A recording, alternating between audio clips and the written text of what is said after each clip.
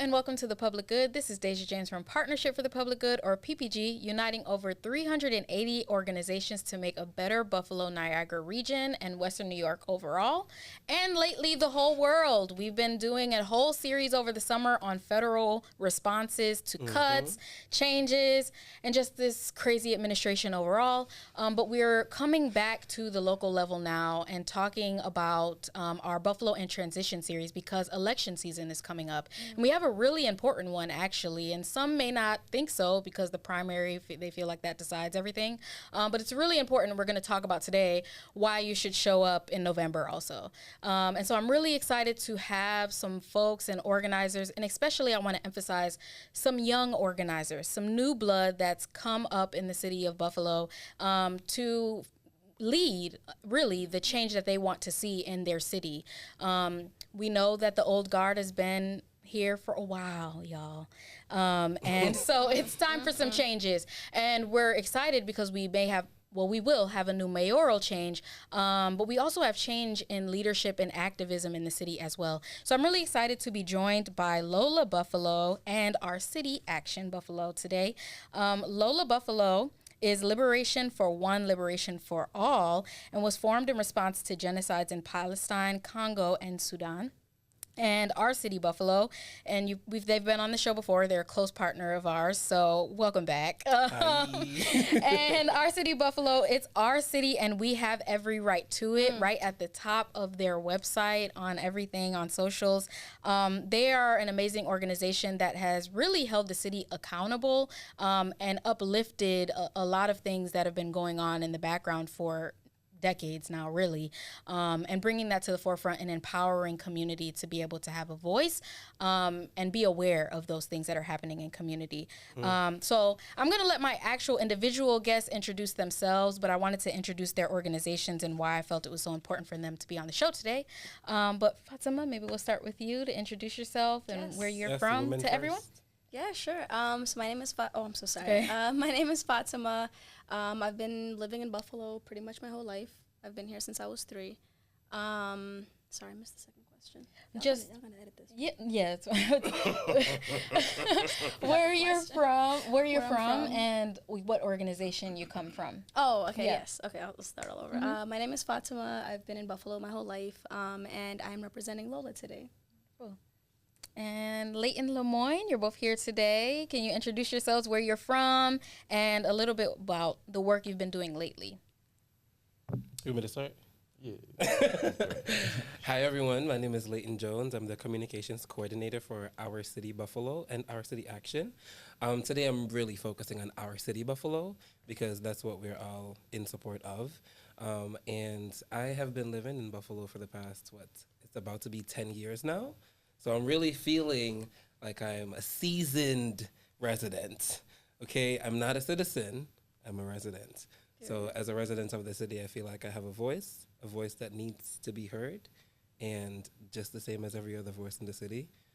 We've been platforming what people power looks like and actually talking to residents to hear what their needs are, what should policy change look like, and what fights should we pick up. Some of those fights obviously include the election, but similar to what governs the city, we have to talk about like the charter that's been now opened, and that's one of the main things that I think Our City Buffalo is going to be focused on in the next year. And it will be on your ballot next year. So that's why we're talking about election season now, so you can get in the habit of going to the polls. Absolutely. And get involved in the processes before they reach our ballots, right? Thank you. Because we need to know what's going on before the final decision's being made. So we're going to get into that a little bit today. But LeMoyne, please introduce yourself to everybody. And my name is LeMoyne Hill. I'm from Buffalo, and I came here representing my organization I'm the CEO of. It's called Great for Life, and that's a youth mentorship business. And we base all of our teachings off of self-development, financial literacy, and civic engagement. And so I came here because all of my work in the past year or two, just advocating for youth and being another voice and representation that they can speak for and speak through, came to get more information on how the election is actually relevant to them and how their voices and being involved with whatever seats may be held as far as jobs or opportunities that's available that affect our homes directly, getting that stuff kind of involved in not only myself, but in their homes too. Absolutely. And I think that's a great way to ground our conversation for sure, because do young people care about elections or even know what they're really about, you know? And in your opinion, you know, you as a young person, but and the youth that you're also working with that may be even younger than all of us here, do you find that they know what elections are and why they're important? Wouldn't know, because at first I found it was like just a thing where I was finding a perfect job for myself or finding all the right information for me. And then it turned the opposite way around. Like I realized it's not myself being blocked, but it's our whole community that's being blocked from the opportunities of getting the valuable information that they need to make them excel and enhance their lifestyles. And for us, some of it looks like if you have a meal on the table at the end of the night, or if they properly being nurtured or, you know, given the right tools to go and learn in a schoolroom setting or in a setting as a young adult, just having to work and suffice again and learn your self-sufficiency, how that's going to look in the real world. Absolutely. And you made another great segue into us talking about what's up for this election, because you mentioned what resources and what opportunities young people have in school, right? And a lot of times people don't think they can control or really have a say in what's going on in the school. But I'm going to let Leighton take over right now to talk about why this election is important, not just for the mayor, but for some other decisions too that have to do with young people. So can you just do a brief overview, Leighton, of this election that's coming up in November, and what are the stakes? Why should people be showing up? What's on the ballot? I mean, so segueing from LeMoyne and speaking on youth, right, and young people engaging in politics, what's on the ballot this year, next month, November 4th, is Board of Education. There are 6 seats, right, 6 district seats that are open and available and being ran for, and only one of them are contested. So West District is the only district that has 3 people running for that seat. Every other seat is like a transition of power. It's like the predecessor gets to pick who they want to come into their seat. And that's unfortunately not the way democracy works, right? You need to vote and get this person into office. And so I think to youth out there, right, when you think of elections, I know you are not thinking of local elections. You aren't thinking of the mayors and the council members and the Board of Education, but those are the people that you can talk to. Those are the offices that you can drive to. Those are the people that you can directly impact. So those are the elections that really matter. Yes, I understand that, like, selecting a president is like very fashionably election appropriate, right? But when you think about developing your city and like what directly impacts you, you have to think locally. And the other thing that's on the ballot obviously is the mayor, right? Buffalo has had the same mayor for what, over 20 years? Almost 20 years, 19 and a half. And if I'm being completely honest, it's time for change. Like you said, Deja, Buffalo is in transition. It's in transition in multiple facets. But when we consider what the mayor is going to look like, I do think that we need to make sure that we engage at the poll. Because as much as the Democratic Party is the largest party in Western New York, not Western New York, Buffalo specifically. But, I mean, just because of that fact, the last time we did see the Democratic Party make an endorsement and the person did not win. And so let's not use history to say that just because someone won the Democratic endorsement means that they will win the election. Show up to the polls and vote. Absolutely. And it's really important to not assume that whoever wins the primary will win. Because once again, as you said, it wasn't even just the endorsement didn't go through, but the primary selection also didn't. Period. It didn't work that time. And so it's really important because then people think, well, you know, I did it. I did my duty. The primary got through. They'll be fine for November now, right? No, that's not the case. And especially now, as we're seeing the tides turn, as we're seeing seats flip, on the federal level, on our state level, seats can turn red, right? And seats can turn other things too.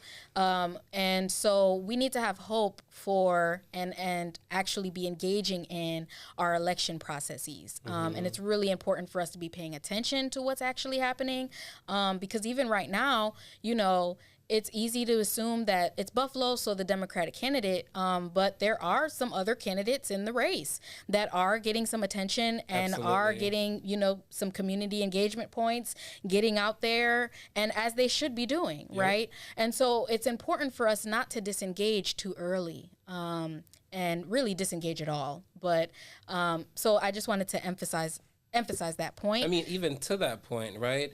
The difference between primaries and general elections are huge. Yeah. Right?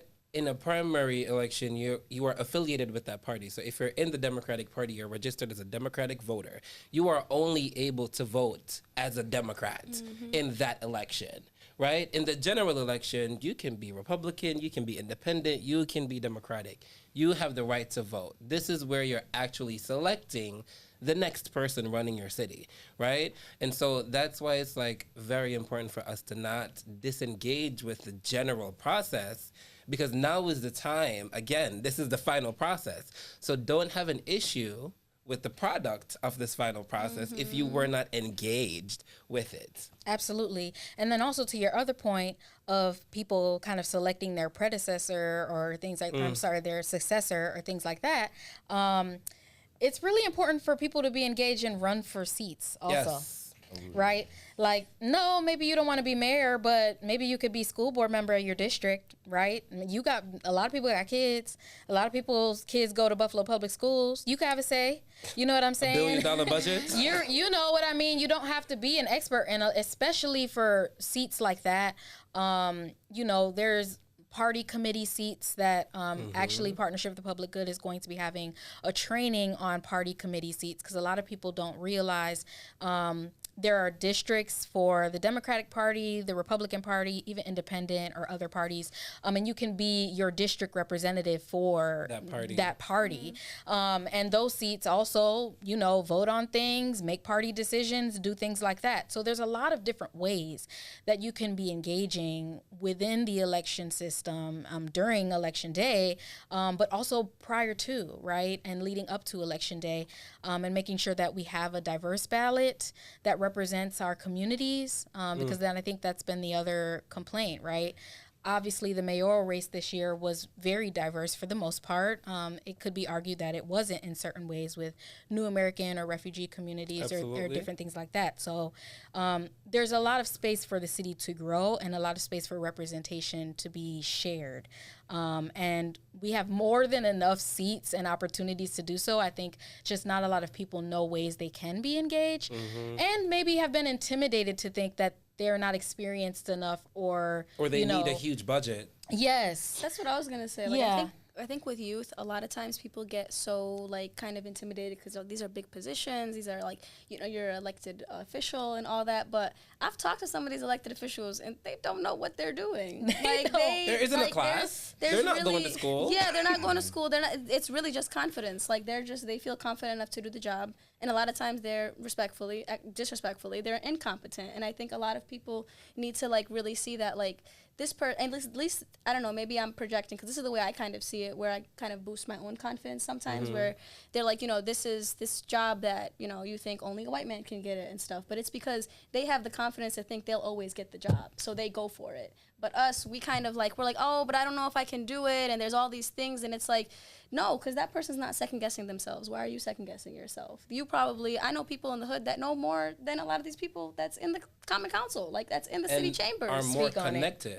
Exactly. They're connected. They know where the resources are. They know what the city needs. And they don't, for whatever reason, take those positions. And I'm like, I guess my whole point is just like encouraging people to like take those positions. Like, don't be intimidated. Like, remind yourself, nobody in there knows what they're doing either. So, and anyone can learn anything. Absolutely. And I think a lot of elected officials, like, they won't admit, but they do learn on the fly. And they come to organizations like ours and ask questions, even though they may not admit it publicly.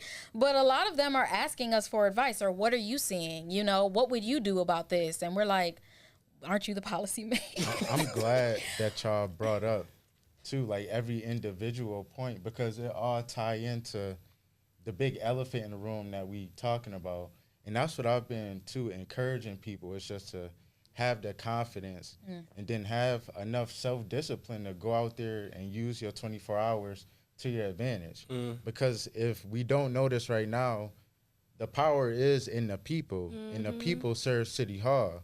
So just because we're given a certain narrative of how we should be treating ourselves in our communities, neighborhood to neighborhood, or even governing the stuff that we let inside and out of them, it's like more people should be overly engaged, like we say, into going downtown more often, doing accountability calls, self-audits with ourselves and the people around us too, to make our environment better. Because that's what I've noticed. It's just like the light bulb thing for not only myself, but other people like us that are black, brown, and come from diverse cultures, that's going to knock on the doors and say, hey, it's a time for something different to come in here. Absolutely. And you're kind of an example of going downtown and getting something done, because you recently had the legal clinic that you had for youth, right? Yeah. Can you talk a little bit about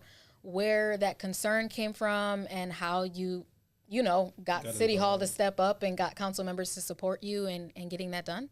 It just came from a urgency and a passion of dealing with some of the adversities first, like, because it wasn't pretty to begin with. Like, I had to go through wasn't pretty? Well, the process wasn't pretty. So, like with the legal clinic specifically, I was on probation for 3.5 years, and I was 18 when that happened. And I just really didn't know how to navigate that type of system. And like Fatima was saying, I wasn't confident enough to do what I wanted to do at that point in time. So it just looked like for me on the other end of things now, getting off of probation was just really giving myself the title first, and then finding the information and the good resources that would give me experience to fill a seat. And that just led me into more and more going downtown and making phone calls to people like we're saying in our local politics that we can actually connect with, right? And so that's also brought just more of a reason for me to share the information with more people in our community, because it's like hundreds and thousands of more that are going through the same problems at the time, just because we don't know better. So just knowing a little bit better for me was taking the first step, and then sharing the information in the days following from that. So like that's easy enough. If it brings more of us in a room, where now it's like we're more equipped to not just turn ourselves into jail, kind of, because that's what some of us do in our communities, or not knowing your rights, or not knowing the power that you have in the education you want and the neighborhood around you. So that's kind of how that was for me with the legal clinic too, and how it came together. Yeah, and I think that's a testament of a success story of, a concerned citizen going to their city hall saying, this is a problem, we need to address it, and then an actionable thing coming from that, and then public support, right, from council people and representatives to say, we acknowledge this issue, this is something we're going to do about it, this is a first step, right? It's not going to solve our school to prison pipeline, our systemic racism and the disadvantages in the immediate term, but it's something we can do in this moment, yep. Right? Yeah. And I think that everyone in here has gone to City Hall to try and get things like that done. Have not always gotten I was gonna say I'm very a result impressed. as such, right? And so I want to get into that on this conversation, right? So Fatima, I would love to talk to you because Lola has been all up and down City Hall in the past year. More than I want to be. Yes. And initially you all had initiated a campaign for Buffalo to adopt a resolution supporting a ceasefire in Gaza. And then recently, you have been working on a campaign opposing a police training facility, or a cop city, for those who have heard that colloquially online, that was or is, unfortunately, still in the works of being built on Buffalo's east side, Broadway-Fillmore area. What used to be Met Urban Center. Before that, it was the American Legion Post. So Why I didn't realize it was that building? Yes, historically, it's always been a space for community to like get resources. Like a lot of people we've canvassed and talked to were like, I used to take my kids over there like for after school programs. I used to go there myself for certain resources. Oh, terrifying! Now there's gonna be police shooting on a gun range in there. Thank you. And I don't want to get too deep into it, but like they've made some quote unquote concessions with some people in the neighborhood, with a specific block club or neighborhood association. And one of those concessions is that, you know, we'll allow the kids, not even the kids of the neighborhood. They did say specifically, you know, like the Buffalo Pal or whatever group, like they'd allow them to use the gym next to the shooting range. And I'm like, you want kids to be playing in a gym right next door to a shooting range? We don't even know what kind of contaminants or what else is coming out of that space. And y'all think it makes sense to put kids in that space? And that's your big, we're not just like taking this space, we're giving something back. But what you're giving back is a space for kids to play next to guns. And it just... As if we don't have enough school shootings. And it's so ironic because all these gun task force they're making and all of this and that, and they had the cop team where they come and wave to the kids or just hand out hot dogs out in the corner one day of summer or whatever. Yeah. And they're doing all of that for this anti-gun violence campaign, and then you're going to bring a gun facility into one of the most impoverished, disadvantaged neighborhoods in the city of Buffalo. It's not making sense. And it's like, if people want a place for their kids to play, why don't you open up a community center for kids to go and play? Why we have to share the space with the Buffalo police? And it could be said the same for Bray Miller, where they're like, you know, there was that whole thing going on where they're like, you know, we're going to use it for B district, and they're like, we actually need a grocery store, and they're like, okay, cool, we'll have it be half of police, you know, whatever, the police will use half of it and the police will distribute food. And I'm like, maybe you could just make it a grocery store? Yeah. Like, People want a store. No one's asking to share space with y'all. Like, also, everything is not the police's job. I'm thank sorry. Yes. The police Thank also you. has like a real job to do in the community, and I'm not saying that they should not do community engagement work, by no means, but it's not their job to do community engagement work. It's their job to protect and serve folks. And obviously, they need training, which is why the facility is being built, right? But at the end of the day, like, we do need to resource our communities with resources that they need, and that is not what they need in that community. Right. Because I don't understand what learning experience, like you said, or what gap are we gonna bridge by having a facility like that in our community? Because then they only see what's being given to them, and that's not bridging the gap of doing anything civically, where a police officer could show a young man or female how they could earn the honor and respect to govern the community and protect the community as a police officer should. So that's just crazy that they would do that. Like, I remember at community centers like the Pratt Willard, the Edward Saunders, and different organizations, and like the CAO specifically, where like it definitely took a village, but it was because all those different communities had hubs that came together on a daily basis. It didn't look like that though. It's really sad because, you know, PPG worked last summer on some research that isn't released quite yet on community centers and the disinvestment of youth services in the city of Buffalo. And one of the biggest problems with the community centers is that they don't have enough money. They don't have enough resources. They don't even have enough to pay staff or keep the lights on. The National Grid has come to city-owned community centers and shut the lights off because they didn't pay the bill. But they can spend $5 million to make a police training gun facility in Broadway-Fillmore, right? Which hasn't had a functioning community center outside of the YMCA that they say, you know, the one YMCA that's located within city limits, right? And that really isn't an open, free public space. Like, the YMCA is a privately owned company. I think it's still a nonprofit, but you still have to pay somewhat to contribute to be there. And the city hasn't publicly stated, but there was over the last decade, 2 decades, they've actually sold off community centers. And so a lot of community centers actually aren't owned by the city any longer. And they're operated either by nonprofits like CAO, which have tried to keep up the good fight of offering services like that.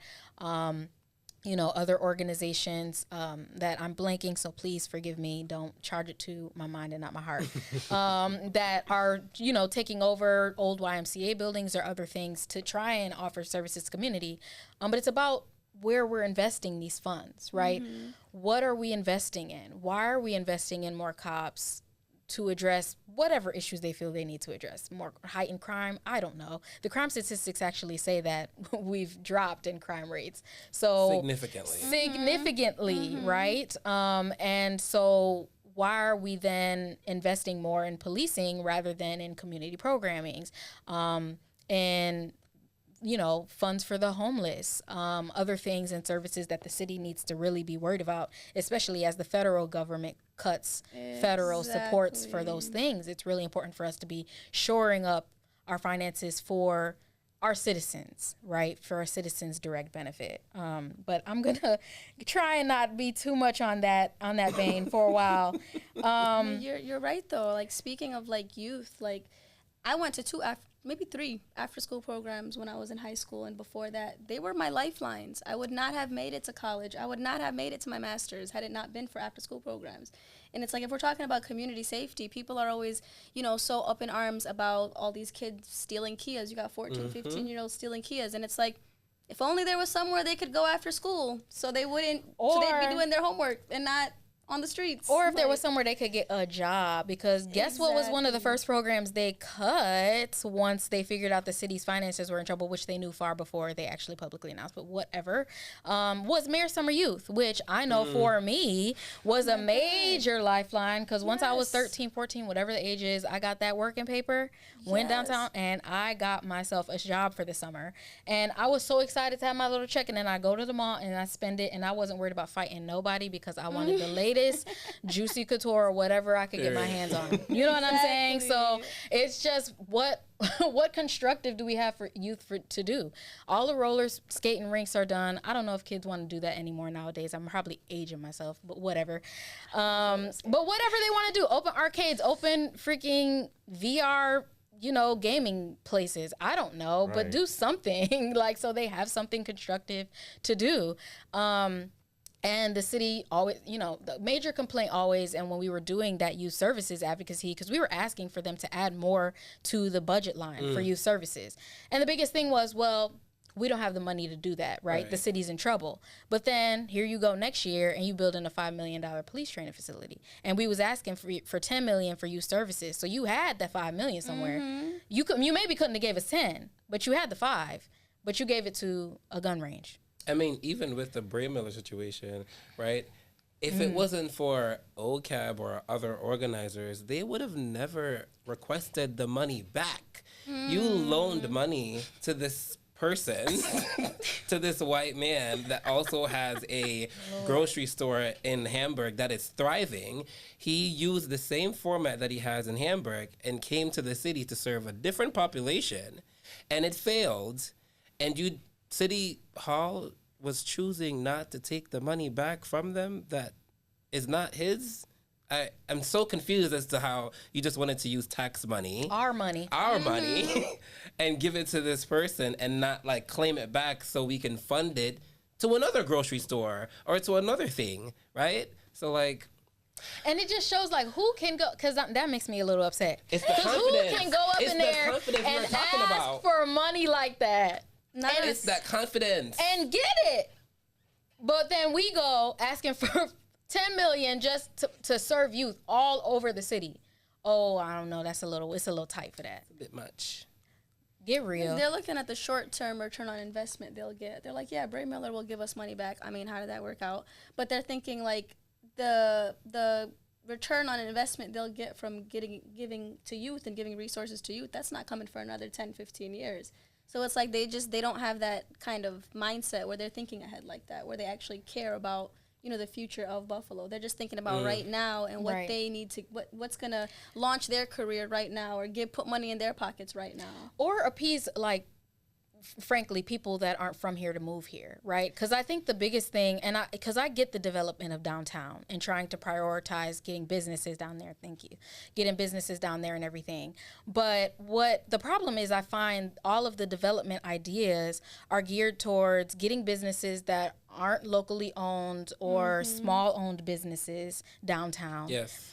And for the apartments that are being built, it's not built for anybody that's born and raised from the city of Buffalo because you can't afford them. Exactly. So at the end of the day, who is the development for?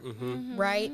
And I think if they continue to develop and exclude residents and citizens and people that are born and raised here, and even those that are not, even people that, have chosen to create a life here, young people. Like me. There's so many people, that have either come through the immigration system or, I have friends, family, my partner who've stayed here after college, have decided that this is the place that they want to be, have invested years, have their formative years here, and they want to lay down roots, and they're just not making it, easy for those people to do that.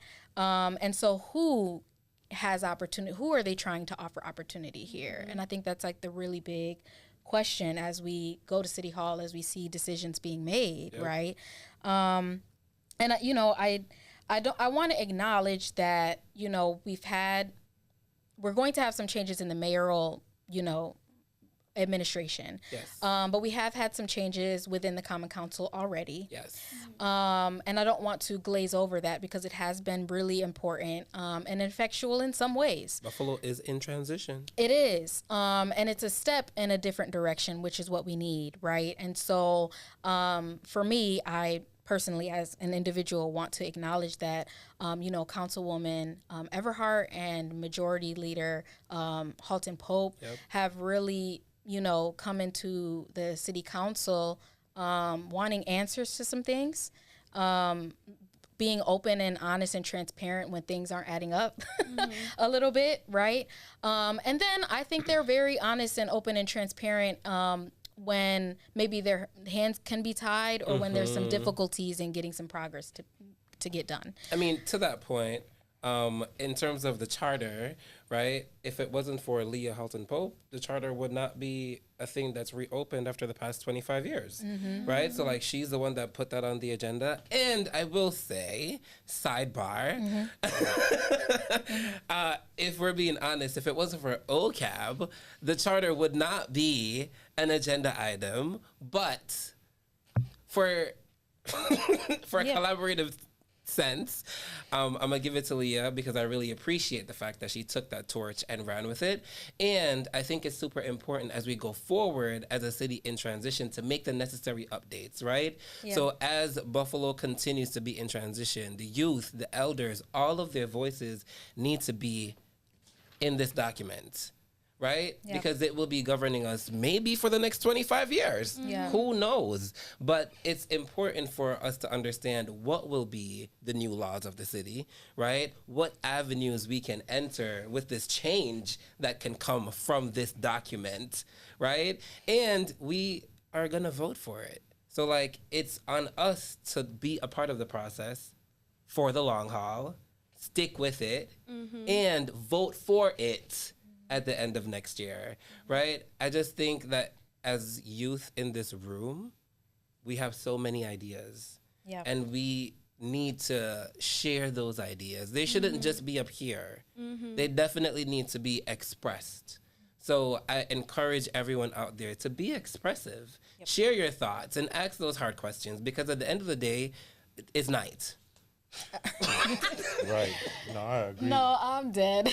And to your point, like, if more people from the community naturally came and let their voice be heard and the things that they desire, because this is a city that we all share and live in. So, like, unless you want to be a part of the bottom line for the next 25 years, it's just going to look like more, how they say, boots on ground and people really just putting their pride to the side to get to the problem at hand. And one of those major things is just the fact that, like, everybody, how you said, they want to show up when a decision is made, but don't know anything to do about it. So, like, it could change the scenario of what our city even look like. Yeah. Because we don't got to wake up to it, being honestly, looking like a bombshell neither. So that's something that... I think people don't realize how little engagement there is in City Hall. Oh, my God. Yeah. It's so bad. And like you said, if our voices are out there, if we're actually being loud about it, if we're actually showing up all the time, change is going to be made. Like, my first encounter with Common Council was when we were trying to get the ceasefire resolution passed. In the first meeting that I went to, I kid you not, I joke about this all the time, but it's so serious. For the first 20 to 30 minutes of that meeting, they were like, I'm not going to say his name, they were saying goodbye to someone who I think was working at City Hall for like a really long time. And they literally, I felt like I walked into an office party. Because there was the council, like the meeting had already started. People are sitting here and we're saying goodbye to, you know, whoever for 20, 30 minutes and hugging each other and doing all this. And I'm like, is this not like time? People's time? This is people's time. Like, I left work. I didn't have to leave work. I left work to come here. People are leaving work because, of course, the meetings are at 2 p.m. when no one can actually engage, when everybody is working. So it's like I think I've heard that in other cities, they have their common council meetings, like the ones that have public, you know, like people coming in to talk, the public hearing part at 6:30 p.m., at 5 p.m. It's like, if you actually want people in the city to engage, you also have to make it easier. But there's, like, you know, the charter, that's how we control that, right? But what we can control is still staying on top of it now and showing them. When we show up to those chambers, I kid you not, when we all came in with our keffiyehs to that meeting for the ceasefire resolution, I saw Scanlon freeze up. Like, he was just like, oh my God. Like, they're not used to seeing people in the chambers. They're not used to people engaging. Which is an issue. Like, you are hired by us. How are we going to hold, but how are we going to hold them accountable if we're not even there? And that's like, you know, I use the example of, like, if your boss is looking over your shoulder when you're working all day, of course you're doing your job. No one is looking over their shoulders. That's why they just do whatever it is they want to do. And then we find out later on, oh, we just found out there's going to be a $5 million police training facility in the east side of Buffalo taking place, you know, taking over for where a community center used to be. And everyone's shocked. And it's like, they've been planning this since, like, before 2019. Yep. Is that the plan, though? Are people just, like, that's where the funding is being misled at, is people are funding their careers and funding their pockets just to sit in a chair for 10, 20 years and no change still being involved. And do nothing in that chair. Like, what? Oh my God, it pisses me off so much. Sorry, I don't know if I'm allowed to say that, but it gets me so hot because, like, I feel like it feels like Buffalo has been held hostage. Like, the city of Buffalo is being held hostage by elected officials who do not care about the city. They don't care about people in the city. They don't care about our futures. Because if you look at the way that they've been voting, that's not what you're seeing. You're not seeing people who actually are investing in children, who are investing in seniors, who are investing in community and job training and all these things. Buffalo is like, how many years have we been saying it's one of the poorest cities, like, you know, on the map in the United States? It's, like, amongst the poorest, and we have all these issues. And it's, like, it hasn't changed. Byron Brown has been, I used to joke, growing up, because I come from, both my parents are from developing countries. So I understand, you know, what a dictatorship looks like. And when I first moved here, I seriously thought that Byron Brown was a dictator. Because I'm like, how long has this man been, like, in charge of things? Forever. And it's like nothing changes. So it's like you're sitting in the seat, you're not changing anything, you're not listening to anyone, you're holding us hostage. Like, I mean, the city has definitely been held hostage, and which is why I think me and Deja keep saying Buffalo is in transition. We getting out. It's very real. It's like a very real statement right now.